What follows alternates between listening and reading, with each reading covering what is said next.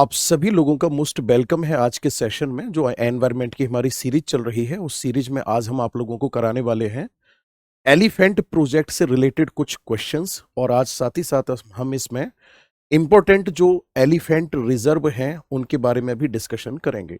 मैं उम्मीद करता हूं कि हर एक एग्जाम के लिए क्लास बेनिफिशियल होने वाली है और आपको मजा भी आने वाला है।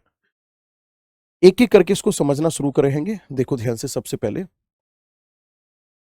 प्रोजेक्ट एलिफेंट की अगर हम बात करेंगे तो इसमें क्या खास बात है। अगर हम एलिफेंट को देखेंगे तो हमें पता चलेगा कि जितने भी हमारे स्थलीय जानवर हैं, उन स्थलीय जानवरों में जो सबसे बड़ा है वो कौन सा है? एलिफेंट ही है। एलिफेंट जो है वो अपनी बुद्धिमत्ता, मजबूती, स्मृति, सामाजिक व्यवहार के लिए जाना जाता है। ये झुंड में रहते हैं और याद रखना इसमें मात्र सत्तात्मक इनका परिवार होता है, यानी कि जो मादा होती है वो सबसे मेन होती है, उसी की सबसे ज्यादा चलती है। वो पूरे झुंड को लीड कर रही होती है। और याद रखना एलिफेंट को की स्टोन स्पीसीज भी माना जाता है। की स्टोन प्रजातियां वे प्रजातियां होती हैं जो कि पारिस्थितिकी तंत्र के संतुलन में अपना योगदान देती हैं। अब बात आ जाती है कि जो एलिफेंट होता है उसको की स्टोन स्पीसीज क्यों माना जा सकता है? इसलिए माना जा सकता है क्योंकि हाथी जो है वो जंगलों में रहता है, और जंगलों में रह करके जब वो पेड़ों को तोड़ करके वहां रास्ता बना देता है, उस रास्ते को अन्य वन्य जीव भी फॉलो कर सकते हैं। हाथी पूरे में टहलता है, बहुत सारे फलों को खाता है, और फलों को खाने के बाद जब ये गोबर करता है तो इसके गोबर में बहुत सारे सीड्स, बीज होते हैं, और वो आसानी से अंकुरित हो जाते हैं। तो ये एक फल को दूसरी जगह पर ट्रांसफर करके वहां प्लांट करने का काम कर रहा है। हाथी जहां पानी नहीं होता या पानी कम होता है वहां पर पहुंच करके पानी के स्रोत को यहां पर तैयार करने का काम करता है, क्योंकि कीचड़ इसको बहुत ज्यादा पसंद है। उस कीचड़ को वहां पे फिर दलदल सा बन जाएगा। उस दलदल में अन्य जीव भी अपना आराम से आनंद उठा सकते हैं, सरवाइव कर सकते हैं। हाथी का जो गोबर होता है उसमें कीड़े पड़ते हैं तो उनको भी भोजन मिल जाता है। साथ ही साथ जो छोटे छोटे चिड़िया हैं, तितली हैं, इनको भी उससे भोजन प्राप्त होता है। तो इसको की स्टोन स्पीसीज यानी कि की स्टोन प्रजाति भी माना जाता है। इसके अलावा अगर हम बात करेंगे तो देखो ध्यान से, यहां पे हम बात करेंगे टाइप ऑफ एलिफेंट की। सबसे पहले अगर हम बात करेंगे तो एशियन एलिफेंट है। एशियन एलिफेंट कहां कहां पाया जाता है? तो ये भारत में है, श्रीलंका, नेपाल और थाईलैंड में पाया जाता है। ठीक है। ये अफ्रीकी हाथियों की तुलना में छोटे कान के होते हैं। केवल कुछ नर पक्षियों में ही है। Only some male have tusk. कुछ ही मेल में टस्क पाया जाता है। आगे बात समझ में, कुछ ही मेल में टस्क पाया जाता है, यानी हाथी का दांत। अफ्रीकी सवाना हाथी की अगर मैं बात करूंगा तो ये अफ्रीकी झाड़ी हाथी है, यानी कि अफ्रीका कॉन्टिनेंट में जो झाड़ियां हैं वहां पर ये हाथी रहते हैं। हाथी की सबसे बड़ी प्रजातियों में अगर सभी प्रकार के हाथियों में देखा जाए तो अफ्रीकन हाथी सबसे बड़े माने जाते हैं। Found in grasslands and savanna of Africa. Savanna घास के मैदान जो सहारा डेजर्ट के बिल्कुल जस्ट दक्षिण में है, वहां सबसे ज्यादा ये देखने को मिलते हैं। Big year shaped like the African continent. इनके जो कान हैं वो अफ्रीका कॉन्टिनेंट की तरह एक बड़ी आकृति में होते हैं। Both mails and female have tusk. नर और मादा दोनों में ही टस्क पाया जाता है। इसके अलावा है अफ्रीकन वन हाथी। वन हाथी की अगर मैं बात करूंगा तो ये छोटे होते हैं और इनके दांत सीधे होते हैं। चौथा जो तीन प्रकार के हैं यहाँ पे, ये फिर उसका मैप दे रखा है पूरा का पूरा, और इसको हम एक एक करके आप आगे क्वेश्चंस को डिस्कस करने वाले हैं। अगर मैं बात करूंगा आपसे प्रोजेक्ट एलिफेंट किस वर्ष शुरू किया गया था? प्रोजेक्ट एलिफेंट की अगर मैं बात करूंगा तो आप याद करो, सबसे पहली बात, वाइल्ड प्रोटेक्शन एक्ट कब लाया गया था? 1972 में लाया गया था। इसके आधार पर टाइगर रिजर्व की शुरुआत कब हुई? 1973 में हुई। एलिफेंट प्रोजेक्ट या एलिफेंट रिजर्व की शुरुआत कब हुई? 1992 में हुई। करेक्ट आंसर हो जाएगा बेटा इसका सी। बट मेरे लाल, इसमें आपको और भी तो क्वेश्चंस ध्यान में रखने हैं। इस प्रोजेक्ट के आधार पर ध्यान से सुनना, हमारे भारत में सबसे पहला जो एलिफेंट रिजर्व बनाया गया वो 2001 में बनाया गया, और ये है सिंह भूमि रिजर्व। और याद रखना, ये सिंह भूमि रिजर्व जो है एलिफेंट रिजर्व, ये पहला रिजर्व भी है, और इसके साथ साथ ये रिजर्व ऐसा भी है जो कि है सबसे बड़ा रिजर्व। कैसा बड़ा है? सबसे बड़ा हाथियों का संरक्षण रिजर्व है। 1973 से लेकर के 2025 तक टोटल 33 एलिफेंट रिजर्व हमारे इंडिया में स्थापित किए जा चुके हैं। आगे बात समझ में, कितने टोटल? 33। बात क्लियर है यहां तक? चलिए अगले प्रश्न पर पहुंच जाते हैं। प्रोजेक्ट एलिफेंट निम्नलिखित में से किस संगठन द्वारा शुरू किया गया था? किस संगठन के द्वारा इसकी शुरुआत की गई? अगर हम बात करेंगे प्रोजेक्ट एलिफेंट की तो ध्यान से सुनना। पहली बात तो प्रोजेक्ट एलिफेंट जो है ये सेंट्रल गवर्नमेंट की स्कीम है। सेंट्रल गवर्नमेंट के अधीन काम करता है कौन? Ministry of environment, forest and climate change. ये जो मिनिस्ट्री है इसकी स्थापना की अगर मैं आपसे बात करूंगा तो 1985 में इसकी स्थापना की गई थी और इसका जो हेड ऑफिस है वो है न्यू दिल्ली। इसका हेड ऑफिस कहां पर है? न्यू दिल्ली है। इसी के द्वारा शुरुआत की गई है एलिफेंट रिजर्व की या फिर एलिफेंट प्रोजेक्ट की कि भाई हमें हाथियों का क्या करना है? संरक्षण करना है। तो आंसर इसका बी हो जाएगा। प्रोजेक्ट एलिफेंट का उद्देश्य किस प्रजाति का संरक्षण करना है? अफ्रीकी हाथी का, एशियाई हाथी का, भारतीय गैंडा का या फिर जंगली भैंस का? क्वेश्चन नंबर 3 की अगर मैं बात करूंगा तो इसमें सबसे ज्यादा हम अगर देखेंगे तो एशियाई हाथी का संरक्षण करना है। और बेटा याद रखना एशियाई हाथी का 60% जो पॉपुलेशन है वो 60% पॉपुलेशन कहां की? वर्ल्ड की। ठीक है ना? वो किस कंट्री में एग्जिस्ट करती है? तो तब आपका आंसर होगा ये कंट्री जो है, इस कंट्री का नाम है भाई साहब हमारा भारत। भारत में एग्जिस्ट करती है। प्रोजेक्ट एलिफेंट किस प्रकार की योजना है? अभी मैंने बताया सेंट्रल गवर्नमेंट स्पॉन्सर्ड प्रोजेक्ट है, यानी कि इस प्रोजेक्ट में जो जितना भी पैसा खर्च होगा वो राज्य केंद्र सरकार के द्वारा राज्य सरकार को मुहैया कराया जाएगा। तो करेक्ट आंसर इसका सी हो जाएगा। भारत में हाथियों को किस अधिनियम के तहत संरक्षित किया जाता है? 1927 में जो वन अधिनियम आया था इसमें वन संरक्षण की बात की गई। 2002 में जैव विविधता संरक्षण अधिनियम आया। जितने भी एनवायरमेंटल एक्ट हैं वो सभी 1986 का जो एक्ट आया है उसके अंदर आ जाते हैं। अगर हम बात करेंगे 1972 में जो ये वन्य जीव अधिनियम आया था, इसी के माध्यम से वन्य जीव संरक्षण की बात की गई, यानी कि इसी के माध्यम से सभी के सभी जीवों के संरक्षण की बात की गई है। निम्नलिखित में से कौन सा हाथी परियोजना का मुख्य उद्देश्य है? वन क्षेत्र बढ़ाना, हाथियों के आवासों की रक्षा करना, पर्यटन को बढ़ावा देना, बी और सी दोनों। छठवें का जो करेक्ट आंसर होगा वो डी हो जाएगा, यानी कि हमें हाथियों के आवासों की रक्षा करनी है, साथ ही साथ वहां पर्यटन को भी बढ़ावा देना है जिससे कि टूरिस्ट के माध्यम से गवर्नमेंट के पास कुछ रेवेन्यू कलेक्ट हो पाए। हाथी परियोजना किस अन्य वन्य जीव संरक्षण परियोजना के समान है? यानी कि हाथियों का संरक्षण करना किस अन्य जीव संरक्षण के समान है? बिल्कुल टाइगर प्रोजेक्ट की तरह है। इसको 1973 में लाया गया, हाथी संरक्षण को 1992 में लाया गया। निम्नलिखित में से कौन सा हाथी परियोजना का लक्ष्य है? मानव हाथी संघर्ष को रोकना, हाथी गलियारों की रक्षा करना, बंदी हाथियों का कल्याण करना, उपयुक्त सभी। सभी हो जाएंगे, एक एक करके मैं समझाता हूं। इसमें मानव हाथी संघर्ष को रोकना, इस बात का मतलब यह है कि लगभग आपने देखा होगा कि हर साल, है ना, मोर देन 100 डेथ जो होती है वो एलिफेंट अटैक से होती है। हाथी क्या करते हैं? इंसानों की टेरिटरी में घुस गए, उत्पात मचाया वहां पे, और उत्पात मचाने के बाद में इंसानों को भी मार देते हैं, कुचल देते हैं, घरों को तोड़ देते हैं, है ना, गाड़ियों को पलट देते हैं। तो ये मानव और हाथियों के बीच जो संघर्ष है उसको कम करना। और संघर्ष कम कब किया जा सकता है? संघर्ष कम तब किया जा सकता है कि भाई साहब आप हाथियों के आवास से न छेड़ो, हाथियों के गलियारे आप बना करके तैयार कर दो कि भाई साहब हाथी को एक जगह से दूसरी जगह जाना है, डोंट डिस्टर्ब मोड पर जाएगा हाथी अपना, ना तो वहां से कोई वाहन गुजरेगा ना कोई इंसान गुजरेगा, सीधा सीधा वो अपना वन्य जीव बन करके रास्ते के माध्यम से होकर के जाएगा। आगे है बंदी हाथियों का कल्याण करना, यानी जिन हाथियों को कैप्चर कर रखा है उनका कल्याण करना। इस बात का मतलब यह है कि जो चिड़ियाघर में हाथी हैं उनका भी संरक्षण करना। तो ये सभी उद्देश्य हैं, यानी मेरा कहने का मतलब यह है कि जो एलिफेंट प्रोजेक्ट है उसका उद्देश्य है हाथियों का पूरी तरह से संरक्षण करना, वो चाहे फिर तस्करी से हो, चाहे वो चिड़ियाघर से हो, चाहे वो कॉरिडोर से हो, चाहे फिर वो मानव और हाथी के बीच संघर्ष चल रहा है इस बात को लेकर के हो। हाथी गलियारे बनाने का प्राथमिक उद्देश्य क्या है? हाथी गलियारे बनाने का प्राथमिक उद्देश्य है पर्यटकों को बढ़ावा देना, हाथियों के सुरक्षित प्रवास की अनुमति देना, राजमार्ग निर्माण को सुगम बनाना, वन अग्नि को नियंत्रित करना। क्वेश्चन नंबर 9 का जो करेक्ट आंसर होगा वो बी हो जाएगा, बी करेक्ट आंसर है। प्रोजेक्ट एलिफेंट किस श्रेणी के वन्य जीवों के संरक्षण पर केंद्रित है? अफ्रीकी वन्यजीव, समुद्री वन्यजीव, भारतीय वन्यजीव, रेगिस्तानी वन्यजीव तो करेक्ट आंसर इसका क्या हो जाएगा? भारतीय वन्यजीव पर आधारित है एलिफेंट प्रोजेक्ट। भारत में हाथियों की जनगणना से मदद मिलती है। भारत में जो हाथियों की जनगणना की जाती है उससे किस चीज के बारे में मदद मिलती है? तो पहला है हाथियों की जनसंख्या को गिनने में मदद मिलती है। निम्नलिखित में से कौन सा भारत का सबसे बड़ा हाथी अभयारण्य है?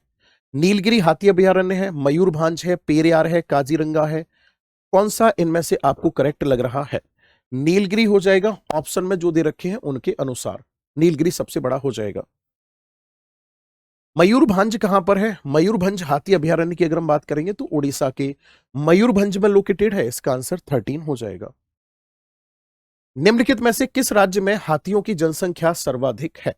देखो, हाथियों की अगर मैं जनगणना की बात करूंगा तो जनगणना कब की जाती है हाथियों की?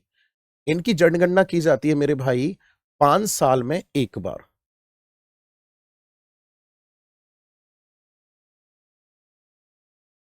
लास्ट जो हुई है जनगणना वो हुई है 2025 में, और इसके अनुसार हाथियों की जो संख्या निकल कर आई है वो आई है 22,446। आगे बात समझ में, 22,446 आई है। अगर हम बात करेंगे इनमें सबसे ज्यादा हाथी कहां देखने को मिले हैं, तो कर्नाटक राज्य की अगर मैं आपसे बात करूंगा तो यहां पर 6,013 हाथियों की संख्या जो है वो यहां पर आइडेंटिफाई की गई है। लगभग 6,013 हाथियों को यहां पर देखा गया है।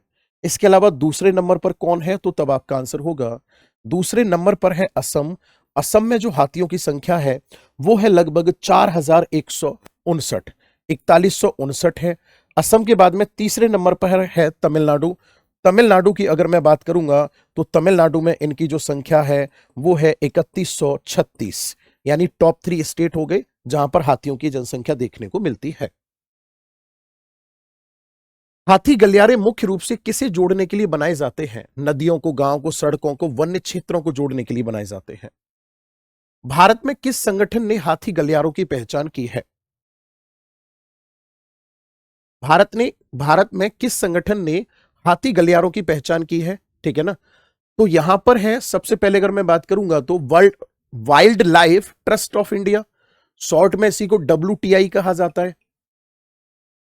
बेटा इसी ने सबसे ज्यादा हाथियों की जो गलियारे हैं उनकी पहचान की है, और इसकी स्थापना 1998 हुई थी। इसका जो हेड ऑफिस है नोएडा है। ऐसा माना जाता है इस संस्था ने अपनी स्थापना से लेकर अब तक लगभग 57,000 जीवों की रक्षा की है। अब तक लगभग 57,000 जीवों की रक्षा की है। एक करेक्ट आंसर हो जाएगा। हाथी गलियारों की आवश्यकता के पीछे मुख्य पारिस्थितिक कारक क्या है? मुख्य पारिस्थितिक कारक पूछ रहा है क्या है?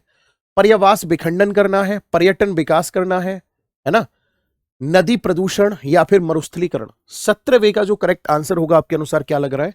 हैबिटेट फ्रेगमेंटेशंस करना है, पर्यावास जो है उनको विखंडित करना है, यही इसका उद्देश्य पारिस्थितिक कारक है। हाथी गलियारे महत्वपूर्ण है क्योंकि हाथी, इसमें क्या होगा? हाथी गलियारे इसलिए महत्वपूर्ण है, इसमें तैर नहीं सकते, मौसमी रूप से प्रवास करते हैं, केवल कृषि फसलें खाते हैं। बी करेक्ट आंसर हो जाएगा, माइग्रेट कर सकते हैं सीजनली।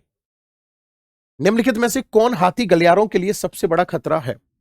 हाथी गलियारों के लिए जो सबसे बड़ा खतरा है वो शहरीकरण है, सड़क निर्माण है, रेलवे है, या फिर सभी सभी कारक हैं जिससे हाथियों का रास्ता बाधित होता है। कई बार आपने देखा होगा खास करके मेघालय में सबसे बड़ी समस्या निकल करके आती है कि जब वहां रेलवे ट्रैक को हाथी क्रॉस कर रहे होते हैं तो झुंड में होते हैं, सामने से ट्रेन आई, ट्रेन एक्सीडेंट हुआ, हाथी मारे गए, तो एक गंभीर समस्या है वहां पर, इसलिए गलियारों की बात की जा रही है। हाथी गलियारे किसकी रक्षा में सहायक हैं? केवल हाथी की में, केवल वन की में, संपूर्ण पारिस्थितिक तंत्र में, या फिर केवल पक्षियों को ये क्या करेंगे? संरक्षित करेंगे। सी आंसर हो जाएगा। निम्नलिखित में से कौन सी समस्या भारत में हाथियों से संबंधित एक प्रमुख समस्या है? मानव हाथी संघर्ष, वर्षा की कमी, मृदा अपरदन, या फिर महासागर प्रदूषण। तो करेक्ट आंसर जो होगा इसका ए हो जाएगा। मानव हाथी संघर्ष जो है एक गंभीर समस्या है, और इसके पीछे जो कारण है वो पता है क्या है कारण? इसके पीछे जो मुख्य कारण है वो मुख्य कारण यही है कि जो हाथी हैं और मानव हैं मानव उनकी टेरिटरी को खत्म करते जा रहे हैं, हाथी आक्रामक हो जाते तो फिर वो हाथी उसको नुकसान पहुंचाते हैं। फिर इंसान बचने के लिए क्या करता है, इंसान बचने के लिए मधुमक्खियों की बाड़ लगा देता है कि जैसे ही हाथी आएगा तुरंत तार हटेगा, उधर से मधुमक्खी जो होंगी वो उड़ना शुरू हो जाएंगी, और मधुमक्खी से हाथी बहुत डरते हैं तो वो भाग जाएंगे। भारत में हाथी गणना किसके द्वारा, जनगणना किसके द्वारा आयोजित की जाती है? ठीक है दोस्तों, क्वेश्चन नंबर 22 में पूछ रहा है कि elephant census in India is conducted by, यानी भारत में हाथी जनगणना किसके द्वारा आयोजित की जाती है? तो अगर हम बात करेंगे हाथी जनगणना किसके द्वारा की जाएगी, तो तब आपका आंसर होगा एक मिनिस्ट्री है जिसका नाम है मिनिस्ट्री ऑफ एनवायरमेंट, MOEFCC है ना? ये अभी क्वेश्चन पीछे आया था।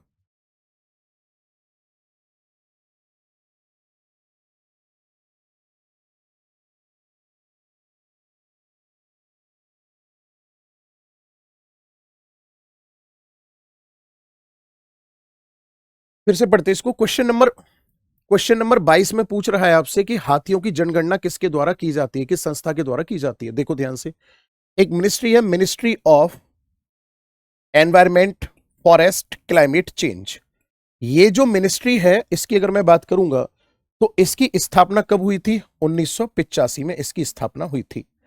इसके अंडर में एक संस्था काम करती है जिस संस्था का नाम है WII। जो ये संस्था है WII, इसकी अगर मैं बात करूंगा तो सेंट्रल गवर्नमेंट के अंडर में ही काम करती है। इसका काम है 5 साल में क्या करना, 5 साल में एक सेंसस कंप्लीट करवाना। आगे बात समझ में, एक सेंसस कंप्लीट करवाना। तो ये डेटा तैयार जो करते हैं 2025 में जो इन्होंने डेटा तैयार किया है, ये डेटा है डीएनए बेस्ड। और डीएनए बेस्ड डेटा का मतलब क्या हो गया सर? मतलब ये हो गया कि जो हाथी का गोबर है, उस हाथी के गोबर पर डीएनए टेस्ट करने के बाद में काउंटिंग की जाएगी। यानी गोबर का सैंपल लेकर के उसके आधार पर काउंटिंग की जाएगी। और 2025 में जो हाथियों की संख्या निकल कर आई है वो आई है 22,446। इससे पिछला जो सेंसस हुआ था वो 2017 में हुआ था, और 2017 में जो हाथियों की संख्या थी हमारे भारत में वो थी 29,964। यानी 2017 के मुकाबले हाथियों की संख्या में गिरावट देखने को मिली है। और अगर पूछा जाता है कि ये सब कुछ किसके अंडर में होगा, सेंट्रल गवर्नमेंट के अंडर में होगा। सेंट्रल गवर्नमेंट के अंडर में ये मिनिस्ट्री काम करेगी। इस मिनिस्ट्री के अंडर में WII जो डिपार्टमेंट है ये काम करेगा। निम्नलिखित में से कौन सा उपाय हाथी परियोजना के अंतर्गत आता है? पहला है फसल क्षति के लिए किसानों को मुआवजा, अवैध शिकार विरोधी उपाय, गलियारों का कानूनी संरक्षण करना, उपर्युक्त सभी। तो करेक्ट आंसर हो जाएगा डी, उपर्युक्त सभी। अवैध शिकार विरोधी उपायों का मुख्य उद्देश्य हाथियों को किससे बचाना है? बाढ़ से, सूखा से, हाथी दांत का व्यापार, है ना? आगे कह रहा है कि जलवायु परिवर्तन। क्वेश्चन नंबर 24 में पूछ रहा है कि अवैध शिकार विरोधी उपायों का मुख्य उद्देश्य हाथियों को किससे बचाना है? दोस्तों आपको अच्छे से पता है कि अवैध शिकार हाथियों का क्यों किया जाता है, क्योंकि हाथी दांत जो होता है इसको आइवरी कहा जाता है, इसको टस्क भी कहा जाता है, इसे सफेद सोना भी कहा जाता है। इंटरनेशनल मार्केट में ये काफी ज्यादा वैल्यूएबल होता है, रेयरेस्ट होता है ये, इसलिए इसकी कीमत बहुत ज्यादा होती है। यही कारण है कि हाथियों को हाथी दांत के लिए बहुत बड़े स्तर पर मारा जाता है, उनको बेरहमी से उनके दांतों को काट लिया जाता है। तो ये जो अवैध शिकार से हमें बचाना है ना, वो आइवरी ट्रेड से बचाना है। और इससे बचाने के उद्देश्य से क्या किया गया था, 2003 की बात है। 2003 में एक प्रोग्राम की शुरुआत की गई, और ये प्रोग्राम क्या था? तो तब आपका आंसर होगा monitoring monitoring of illegal killing of elephant. यानी कि एलिफेंट की इलीगल किलिंग को मॉनिटर करना।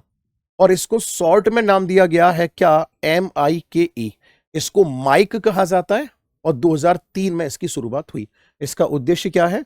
आइवरी की जो स्मगलिंग चल रही है उसको कंट्रोल करना। पारिस्थितिक रूप से एशियाई हाथी को किस रूप में वर्गीकृत किया गया है? क्वेश्चन नंबर 25 में पूछ रहा है कि पारिस्थितिक रूप से जो एशियाई हाथी है उसको किस कैटेगरी में हम लोग लिस्ट कर सकते हैं, कि स्टोन प्रजाति, समुद्री प्रजाति, लुप्त प्राय पौधा या फिर रेगिस्तानी प्रजाति। देखो, एशियाई हाथी की अगर मैं आपसे बात करूंगा तो इसे किस कैटेगरी में रखा जाता है, कि स्टोन प्रजाति में रखा जाता है। कि स्टोन प्रजाति वे प्रजाति होती हैं जो क्या करती हैं, तो तब आपका आंसर होगा जो पारिस्थितिक संतुलन बनाती हैं। पारिस्थितिक क्या करती हैं, संतुलन बनाती हैं, इनको कीस्टोन बोला जाएगा। अब अगर मैं एलिफेंट की बात करूंगा तो एलिफेंट क्या करता है, सर एलिफेंट वन में रहता है, वन में रहने के बाद में ये क्या करता है, पेड़ों को गिरा देता है, तोड़ देता है, ठीक है ना। तो ये क्या करता है, रास्ता बनाता है, अन्य जीवों के लिए इसने क्या किया, रास्ता बनाता है। ये आगे बात समझ में, रास्ता कैसे बनाता है, पेड़ों को क्या कर देता है, ये पेड़ों को हटा करके। दूसरी बात, ये क्या करता है, फलों को खाता है, शाकाहारी होता है। ये क्या करता है, फलों को खाता है या वनस्पति को खाता है, फल और वनस्पति को खाता है। इन वनस्पतियों को खाने के बाद ये फिर क्या करता है, टहलता है। जब ये टहलता है तो टहलने के बाद गोबर करेगा, और इसके गोबर से क्या होगा, बीज उगाते हैं। इसके गोबर से जो कीड़े होते हैं और पक्षी होते हैं उनको भोजन मिलता है, ठीक है ना। तो इसमें क्या करता है, ये सहायता करता है।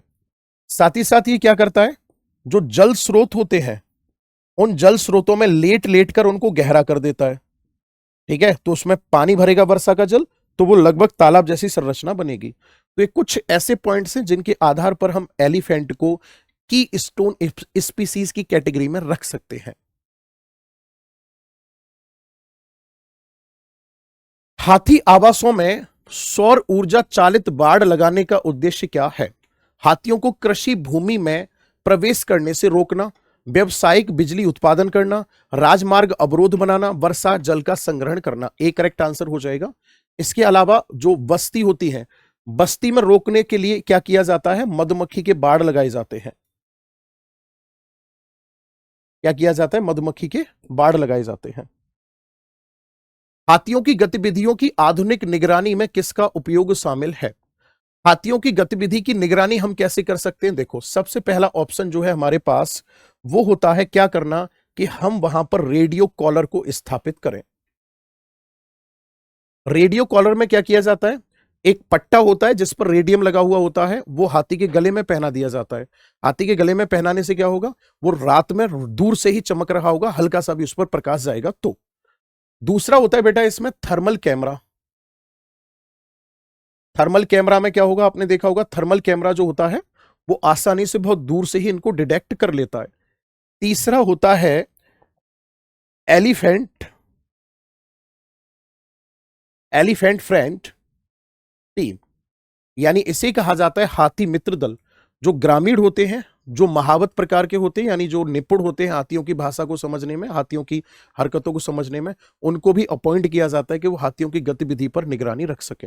लेकिन याद रखना, सबसे ज्यादा जो यूज किया जाता है ना, वो थर्मल कैमरे का यूज किया जाता है, आसानी से क्या करने के लिए, आसानी से, जिससे कि वो क्या कर जाए, मतलब वो उनके ऊपर निगरानी रखी जा सके। तो करेक्ट आंसर जो होगा क्वेश्चन नंबर 27 का, वो हो जाएगा डी। गज यात्रा राष्ट्रीय अभियान किसके लिए समर्पित है। अगर मैं बात करूंगा गज यात्रा अभियान की, तो ध्यान से सुनना, यह हाथी संरक्षण के लिए है। 2017 में इसकी शुरुआत की गई थी WTI के द्वारा। प्रोजेक्ट एलिफेंट किस प्रकार के संरक्षण से संबंधित है। जब हम जैव विविधता का संरक्षण करते हैं तो वहां पर दो प्रकार का संरक्षण होता है, एक होता है इन सिटू और एक होता है एक्स सिटू। इन सिटू का मतलब जहां है वहीं संरक्षित कर दो, एक्स सिटू का मतलब दूसरी जगह पर उठा करके ले जाओ। तो ये इन सिटू में आता है, 29 का ए हो जाएगा। IUCN की रेड लिस्ट के अंतर्गत भारतीय हाथी की संरक्षण स्थिति क्या है। IUCN के डेटा में अगर हम देखेंगे तो हाथी जो है वो एंडेंजर्ड कैटेगरी में आता है, संकटग्रस्त में आता है। विश्व की एशियाई हाथी आबादी का लगभग कितना प्रतिशत भारत में निवास करता है, लगभग 60% के आसपास भारत में निवास करता है। नीलगिरी हाथी अभयारण्य किन राज्यों के समूह में फैला हुआ है। अगर हम बात करेंगे नीलगिरी हाथी अभयारण्य की, तो इसमें पूछ रहा है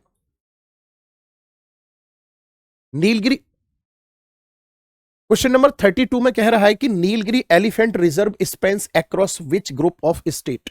नीलगिरी हाथी अभयारण्य किन राज्यों में फैला हुआ है? नीलगिरी माउंटेन की अगर हम बात करेंगे तो उसके आसपास हाथियों की पॉपुलेशन ज्यादा देखने को मिलती है। ये नीलगिरी माउंटेन फैला हुआ है कर्नाटक, केरल और तमिलनाडु में, तो करेक्ट आंसर इसका ए हो जाएगा। इसके अलावा दोस्तों नीलगिरी बायोस्फीयर रिजर्व भी है, जो कि हमारे भारत का जैव विविधता के आधार पर सबसे बड़ा बायोस्फीयर रिजर्व माना जाता है। नीलगिरी पहाड़ी पर ऊटी नाम का हिल स्टेशन भी है। नीलगिरी पहाड़ी के पास में इरूला जनजाति रहती है, टोडा जनजाति रहती है। टोडा जनजाति कॉफी का उत्पादन करती है, जबकि इरूला जनजाति स्नेक वेनम की सप्लाई करती है मेडिकल लाइन को, जिससे कि सांप काटने की दवा बनाई जा सके। नीलगिरी माउंटेन पर जब नील कुरुंजी फूल खिलते हैं तो ये 12 साल में एक बार खिलते हैं और पूरी पहाड़ी नीले कलर की दिखाई देती है, इसीलिए इसका नाम नीलगिरी रखा गया है। तो करेक्ट आंसर इसका ए हो जाएगा। दो बड़े हाथी आवासों को जोड़ने वाली निर्धारित भूमि पट्टियों को क्या कहा जाता है? इनको हाथी गलियारा कहा जाता है, इसका आंसर बी हो जाएगा। प्रभावी मानव हाथी संघर्ष शमन रणनीति में शामिल है प्रारंभिक चेतावनी, फसल संरक्षण, सामुदायिक भागीदारी, उपयुक्त सभी। डी करेक्ट आंसर हो जाएगा। अंतरराष्ट्रीय कार्यक्रम माइक का पूरा नाम क्या है? मैंने क्या बताया था, जो हाथी दांत की तस्करी होती है उसको रोकने के लिए माइक कार्यक्रम 2003 में स्टार्ट किया गया, और इसका जो उद्देश्य है वो क्या, इसकी फुल फॉर्म है वो क्या है?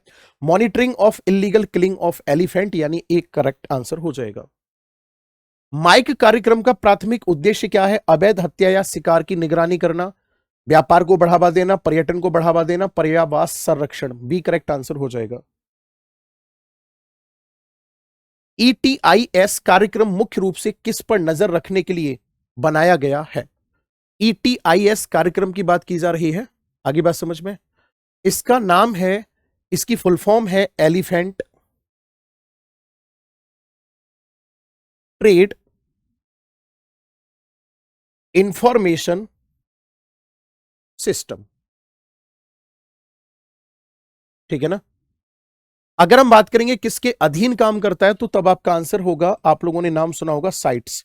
ये साइट्स के अधीन काम करता है, यानी कि convention on international trade in endangered species, sites के अंतर्गत ये काम करता है। और इसका जो मुख्य उद्देश्य है वो क्या है? हाथी दांत का जो व्यापार हो रहा है उस पर नजर रखना। ETIS का पूरा नाम क्या है? ए करेक्ट आंसर हो जाएगा इसका। अंतिम अखिल भारतीय समकालिक हाथी जनगणना किस वर्ष आयोजित की गई थी? 2017 हो जाएगा, है ना। कब की गई थी? 2017। वैसे अगर सेंसस देखा जाए तो लास्ट सेंसस का हुआ है 2022 में हुआ है, सॉरी ये हुआ 2000,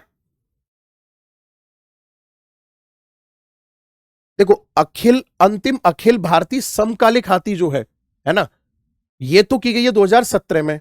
वैसे अगर देखा जाए तो 2025 में अंतिम जनगणना हुई है इनकी। ग्लोबल एलिफेंट एक्शन प्लान और इसी तरह की पहलों को किसके द्वारा समर्थन प्राप्त है? तो करेक्ट आंसर होगा IUCN के द्वारा प्राप्त है ना। किसके द्वारा प्राप्त है? IUCN के द्वारा इनको संरक्षण प्राप्त है। ग्लोबल एलिफेंट एक्शन प्लान निम्नलिखित में से कौन सी रणनैतिक रणनीतियां इसमें शामिल हैं? पहला है एंटी पॉचिंग एफर्ट्स, दूसरा है हैबिटेट कंजर्वेशन, तीसरा है इंटरनेशनल कोऑपरेशन, और लास्ट है ऑल ऑफ द एबव। इन सब पे काम कर रहा है, यानी कि अवैध शिकार विरोधी प्रयास करना है, यानी कि पॉचिंग नहीं होनी चाहिए, हाथी के दांत कोई उखाड़कर न लेकर जाए। साथ ही साथ उनका पर्यावास संरक्षण भी होना चाहिए। नेक्स्ट है इंटरनेशनल कोऑपरेशन, अंतरराष्ट्रीय स्तर पर एक दूसरे का सहयोग भी करना है। हाथी जीनोम परियोजना मुख्य रूप से निम्नलिखित के बारे में जानकारी प्रदान करने के लिए बनाई गई है? रोग प्रतिरोधक क्षमता होना, जनसंख्या घनत्व गणना करना, पर्यावास करना, या फिर जलवायु परिवर्तन यानी कि क्लाइमेट को शिफ्ट करना। तो करेक्ट आंसर इसका ए हो जाएगा, डिजीज रेसिस्टेंट बनाना। इसलिए इसको क्या नाम है, जो हाथियों का जीनोम है उसको तैयार किया जा रहा है। साथ ही साथ हाथियों के जीनोम की टेक्नोलॉजी पर काम करके हमें फायदा यह भी मिल सकता है कि जो हाथी विलुप्त हो चुके हैं उस कैटेगरी के हाथियों को पुनः प्राप्त किया जा सकता है, उनको रिप्रोड्यूस किया जा सकता है इस टेक्नोलॉजी के माध्यम से। हाथी जीनोम परियोजना निम्नलिखित का एक प्रमुख उदाहरण है। किसका उदाहरण है? टेक्नोलॉजी अप्रोच टू कंजर्वेशन, यानी कि संरक्षण के लिए तकनीकी दृष्टिकोण है ये।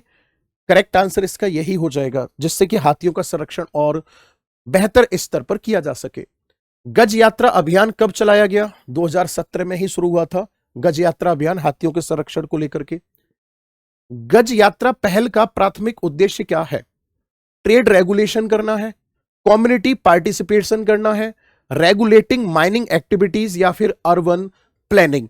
तो 45 का जो करेक्ट आंसर होगा वो बी हो जाएगा, सामुदायिक भागीदारी करना है, यानी कि गज यात्रा के माध्यम से लोगों को हाथियों के प्रति जागरूक करना, जिससे कि हाथियों का संरक्षण और आसानी से किया जा सके।